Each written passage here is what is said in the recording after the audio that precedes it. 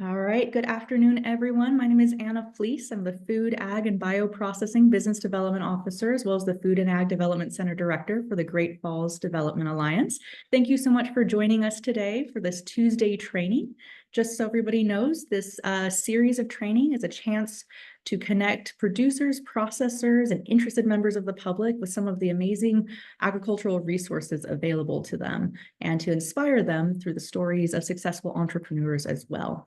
You can go and find previous trainings on our YouTube channel under the Great Falls Development Alliance Tuesday Trainings channel. Today, I'm very excited to be joined by Susan Joy with the Montana Department of Commerce. She's with the Department of Tourism, and she is managing the Made in Montana and the Agritourism Grant Program. She's been serving our state for the past 6 years, and we're very excited to learn a little bit more about the Made in Montana program and their recent inaugural agritourism grant as well. And we will have a chance to have questions at the end, but please feel free to add any questions into the comments during her presentation. So without further ado, Susan, I'll turn it over to you. Thank you so much, Anna, for the opportunity to be here today. I'm excited to share my presentation. Cue it up. And make it big.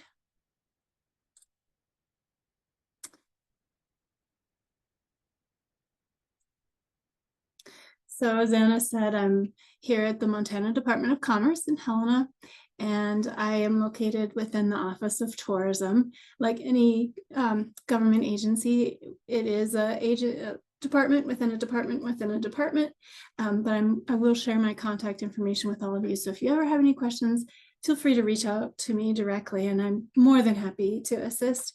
And if I don't know the answer, I can connect you to other people who do. So Made in Montana started in 1984. Many states have similar programs. Many of them have their roots in agriculture. In fact, I was just talking to a colleague in Colorado with the Colorado Department of Agriculture, and they have a program called Colorado Proud, and it's very much based in agriculture. Here in Montana, our program started at the Montana Department of Commerce with the flagship Made in Montana logo.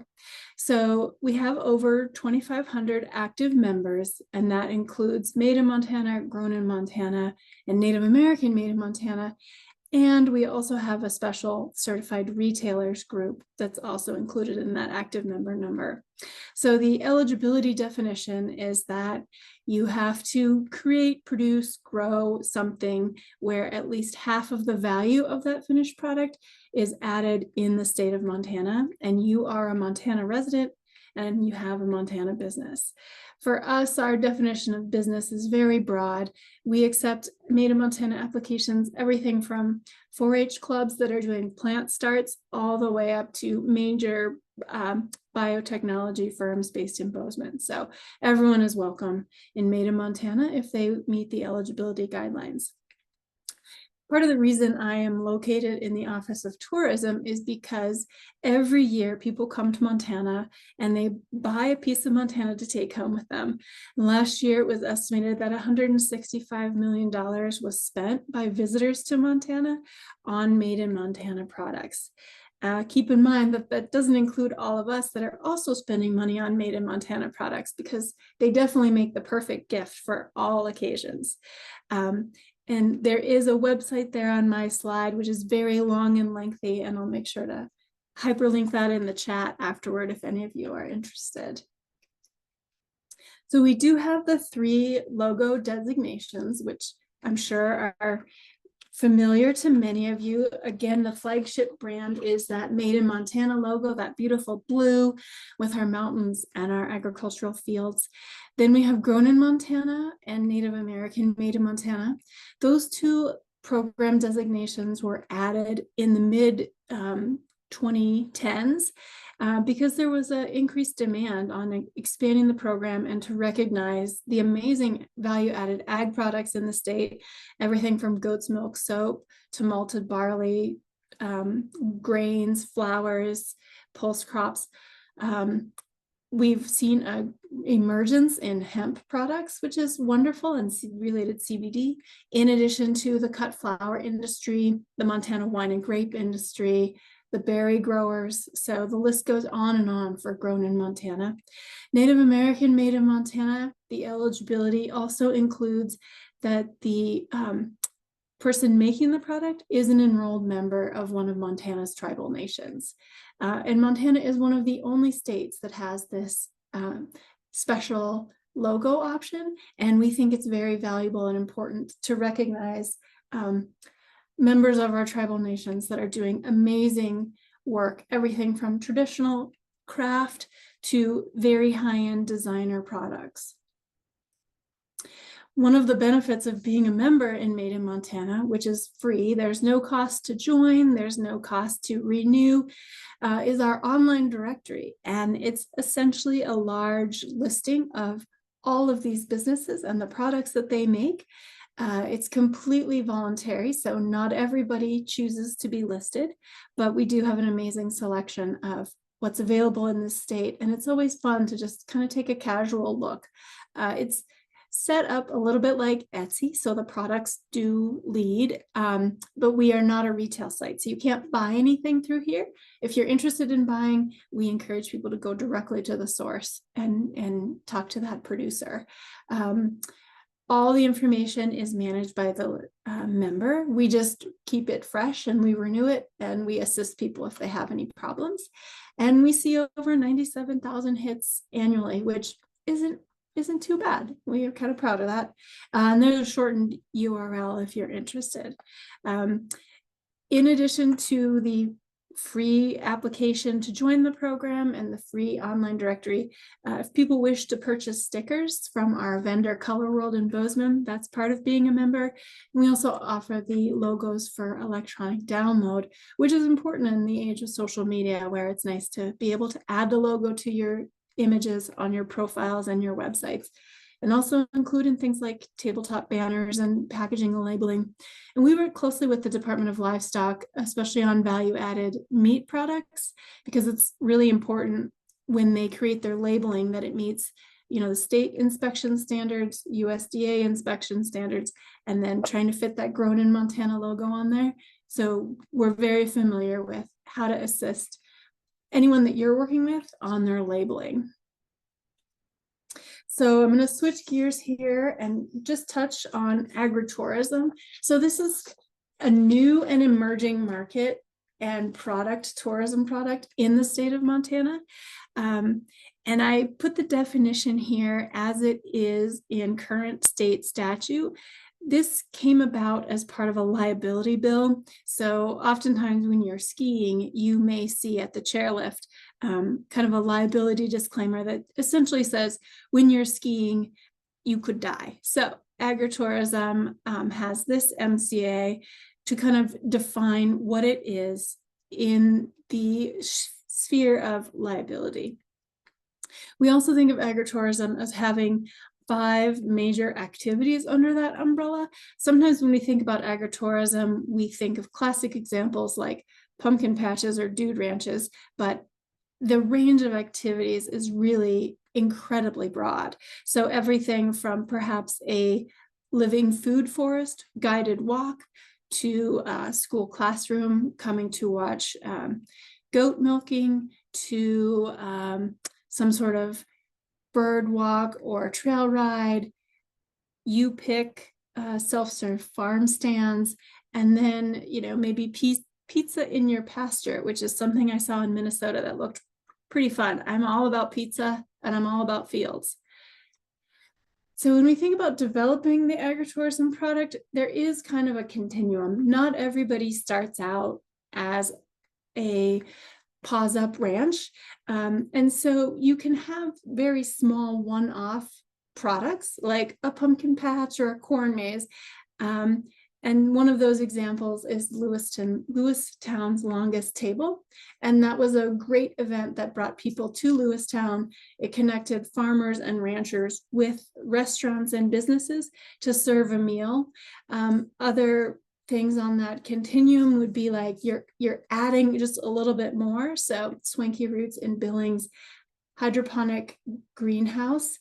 They have tours, and then they also offer the opportunity to purchase items from their refrigerated cases. Like their salad is absolutely phenomenal. And if you haven't been to Swanky Roots, located outside of Billings, I highly recommend scheduling a tour. It's an amazing facility.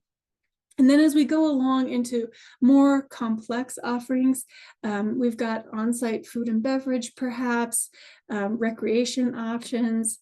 Moving even farther along that scale, then you're adding maybe some on-site lodging, maybe you have multiple activities.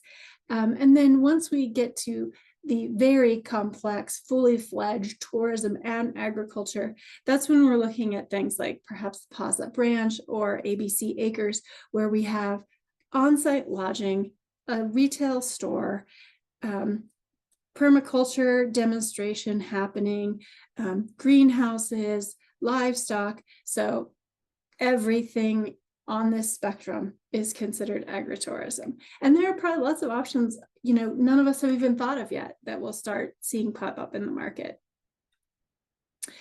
So I wanted to just, in conclusion, give you kind of a brief overview of things that are available to you, the communities you work with, the clients that you work with in your community. So of course we have business MT programs. So those would be things happening with the Export Montana team, trade show assistance grants, things that are happening within Destination MT, which is where tourism is located. So Made in Montana and agritourism grants, which we hope will continue. Kind of depends on what the legislative session results in. I also encourage all of you, if you haven't already, definitely get connected with your regional and local tourism organizations. So where Great Falls is, there's obviously the Great Falls Destination Marketing and Management Organization, but there's also Central Montana Regional Tourism. And that's a great resource for anyone interested in visitors that are coming to the region. What are they looking for? What are they interested in? How can we be connected with that? Obviously, the Montana Department of Agriculture and the Food and Ag Development Centers are a huge partner of mine in getting word out about agritourism, but also the Montana Manufacturing Extension Center can be a great resource if you have any clients that are interested in scaling projects. And they offer all sorts of training from food safety all the way up to Six Sigma and Lean and that sort of thing. And then, of course, industry groups, Cut Flower Association, Wine and Grape, berry growers, all wonderful groups to be connected with. I would be happy to take any questions or any comments or have any discussion. I think there's plenty of time. So thank you again for this opportunity. And I'll put some links in the chat that may be of use. Excellent, Susan. Thank you so much for sharing some of the wonderful things that you're working on to support, especially our ag community. Before we open it up to general questions, I had a few questions. So I'm going to be selfish and take the time first. So you just had your first agritourism grant. How many grant applications did you receive? And then how many awards did you make? Great question. So we had overwhelming response, which was wonderful. Because as you know, Anna, I saw you in early October and I said, oh my gosh, I'm kind of concerned. We don't have a lot of applications. I hope we've gotten the word out. And then we were blessed with an abundance of applications. So we received almost 70 applications requesting a little over $1.25 million. We had $300,000 available in grant funds. So we were able to award 17 projects. Not all the projects were funded at their full ask, but we did try to make investments, especially in infrastructure, to either create a new agritourism offering or to enhance an existing offering.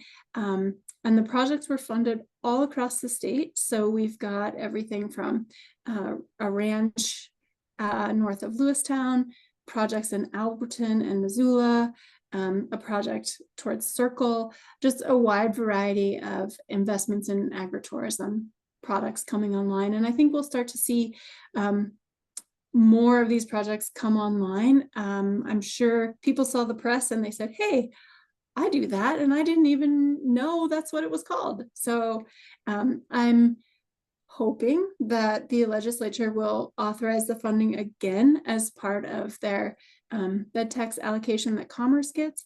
And so we'll, fingers crossed, be able to offer it again next fall, Mhm. and maybe some more money. That would be fantastic. It really would. So from like, in your experience, what makes an agritourism project strong or a good competitor for the grant, or seem like it's likely for success? Do you have any tips for some of our viewers? Yeah, I think what I really noticed, oh, thanks, you already put the link in the chat. That's awesome. So I noticed that the strongest applications were those that were incredibly focused, that the grant applicant knew exactly what they wanted to do. It was a project that had a very firm timeline. You know, they knew when they had to start, they knew when they had to finish. They were going to do this one thing and they were going to do it very well. They clearly articulated what they were going to do, why they were going to do it, how they were going to do it. There was a strong connection to agriculture. There was a strong connection to education, and there's a strong connection to tourism. Not to name names or give anything away, but we had several projects that they were like, we want to do this thing and we're going to throw every sort of conceivable concept towards this thing that we've never done, but we just bought this piece of property and we think we can do all this stuff. And that project didn't make it very far because it wasn't clearly defined. It felt like they were just kind of throwing things at the wall to see what would stick. The projects that were successful were the projects that were, I have this idea, I've been doing a test run of this idea for the last 2 summers.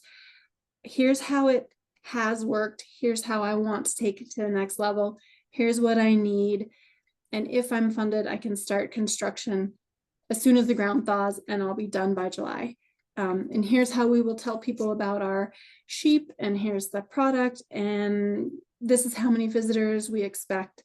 So I think when it comes to grant writing, oftentimes it feels very overwhelming, like you have to have this really big, outrageous project. But for our grant, at least, we wanted to see that people were reading the question that we asked in the application and then answering that question in a very clear and direct way. Some people wanted to write us a novel, and I think it was appreciated how much time they put into it. But honestly, as a grant reviewer, when you have to get through 70 novels in 4 days, we need to know exactly what you're asking for right away. So I would advise, if you're working with people when they're doing a grant, imagine it's like an essay test. You have to have your topic sentence, your supporting sentence, your conclusion. And yeah, so that's kind of what we're looking for. Yep, that's great advice. And that's what I try and tell people to have a very clear idea and then answer the questions. And that's all you need to do. Excellent. I want to open, I have more questions, but I want to open it up to our audience. Does anybody have any questions for Susan about the Made in Montana or the agritourism?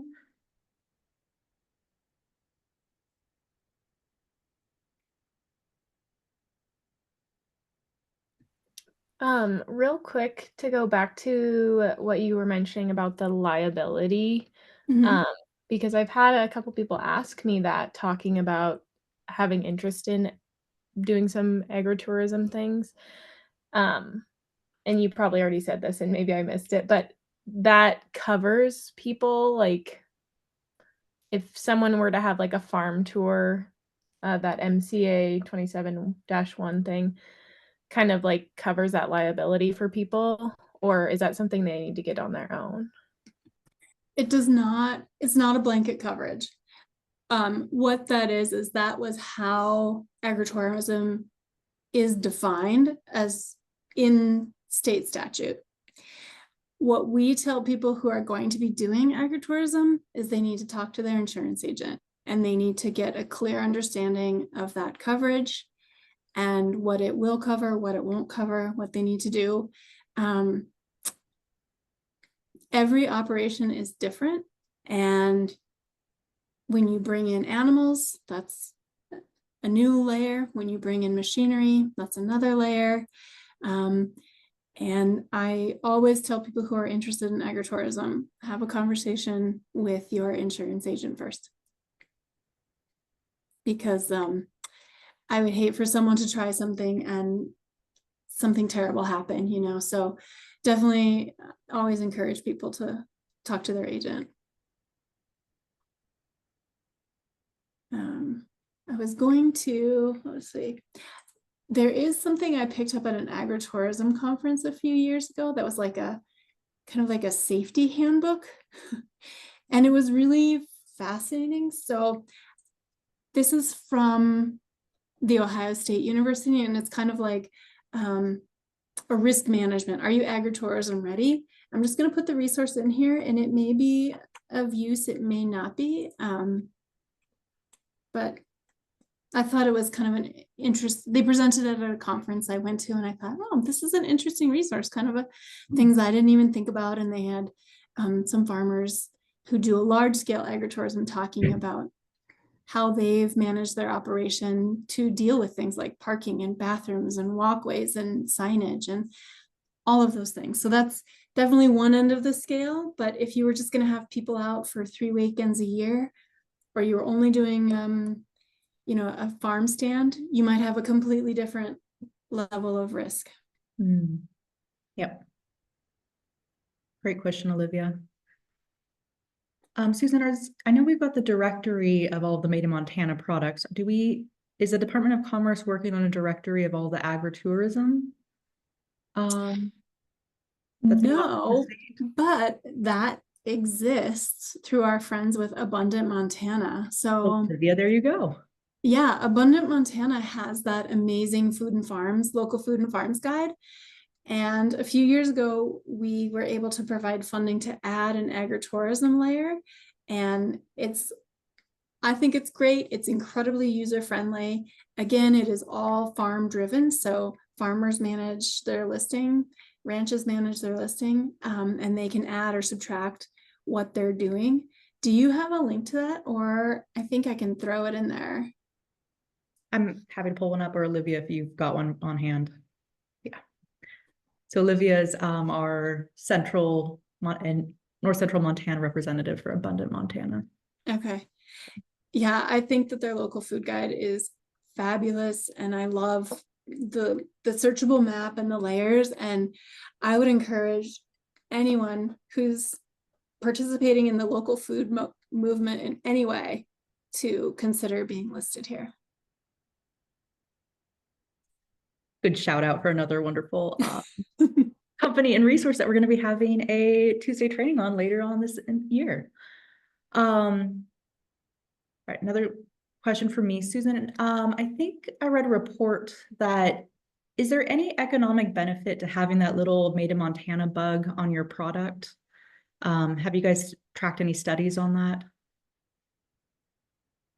Information I have from the Institute of Tourism and Recreation Research at the University of Montana. So they track every year kind of what non-resident visitors do when they come to the state of Montana, where they spend money. And we know that they're spending millions of dollars. So one of my first slides was in 2023, they spent approximately $123 million on Made in Montana products. So it's the 9th largest expenditure. As you can imagine, number 1 is gas, number 2 is food, number 3 is hotels. I think number 4 is guides and outfitters. And then it just goes down the list. Made in Montana is only behind campgrounds. So we're pretty far up there.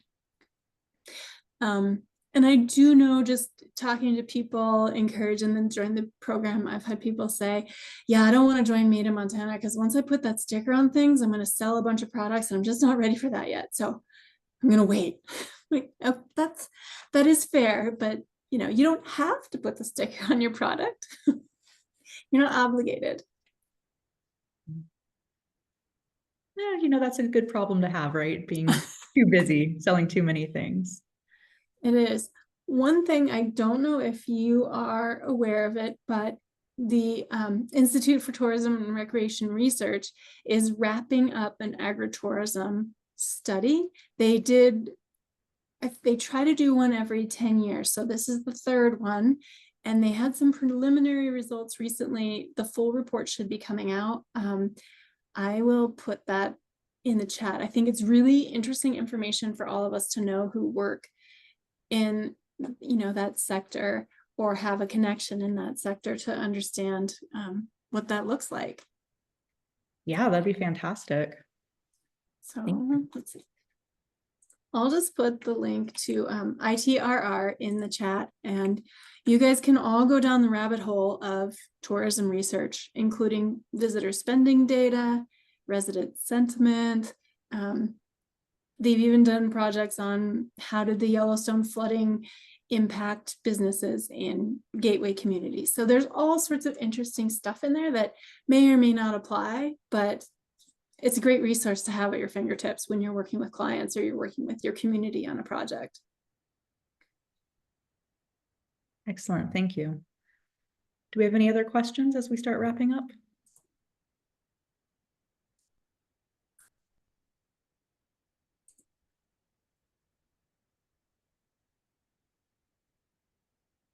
All right. I guess, Susan, my last question for you is, you've got the Made in Montana show coming up in March, correct? Is there going to be a chance for the public to visit, or is it just for buyers and sellers, basically? That is an awesome question. So the trade show is a 2-day show. Friday, March 7th is reserved for wholesale buyers. So if you work with anyone who owns a retail store, definitely encourage them to sign up to attend. It's free. And then on Saturday, March 8th, it's open to the public. This is in Helena at the Lewis and Clark County Fairgrounds. There's no cost to attend. There's no parking fee. I'm going to drop a link to that in the chat, and you can go and peruse who's going to be there. We have a Meet the Exhibitors page. The show is open to the public Saturday, March 8th, 9 to 4. So I encourage, if the weather's good, fingers crossed, knock on wood, no blizzards, come on down. Excellent.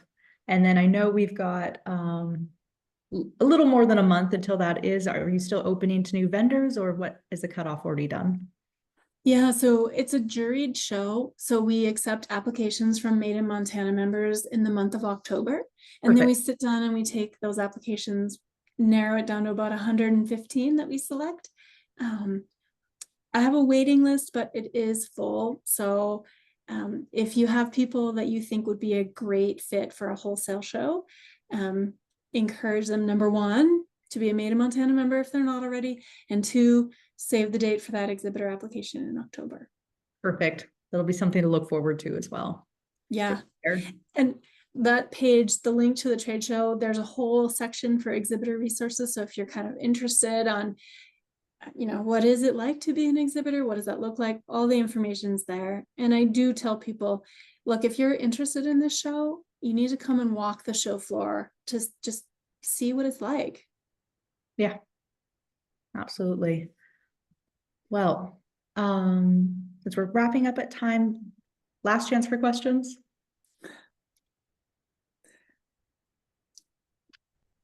Excellent. Susan, thank you so much for joining us today. This was fantastic. It's amazing, just all of the resources that the Department of Commerce has and the Office of Tourism to really support our agricultural producers and processors and just all of our small businesses in Montana. So thank you so much for joining and sharing this. And I'll make sure that everybody gets an email with all of these wonderful links as well. Wonderful. Thank you so much for the opportunity. It was a pleasure. Thank you.